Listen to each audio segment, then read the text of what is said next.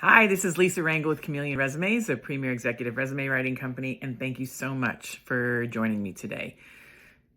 Today, we're going to talk about how to answer, so what do you do when you are not working? Now, this is the holiday season. It is a prime time to be asked at parties, what do you do, after an initial introduction and meeting somebody new? But this is frankly a question that you're going to have to answer if you're not working any time of year. So although we're talking about it today during the holiday season, it's really something that you should be prepared with any time of the year that you may not be working and in your in-between jobs. So this question was asked of me, and I also commented on someone else's LinkedIn post a couple of weeks ago asking the same question. So what do I do when somebody says, what do you do when I'm not working? And here's the mind shift I want you to have.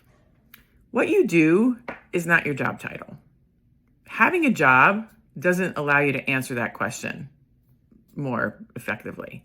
You may feel like you can answer it more effectively when you have a job, but what you do is not your job.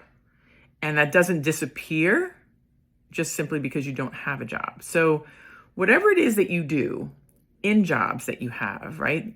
Hopefully it's your superpower or close to it, right? If you haven't figured that quite out yet, sometimes you need a little time with that. Lead with that. So if you transform IT departments for mid-sized companies, you do that. That's what I do. I transform IT departments for mid-sized companies. If you are a copywriter that's in between gigs, then you write magical words for, certain industries or certain individuals, certain types of businesses. Whatever it is that you do, you still do, even if you currently don't have somebody paying you to do it. So lead with your superpower when you're asked, so what do you do? And you happen to not be with paid employment at the moment.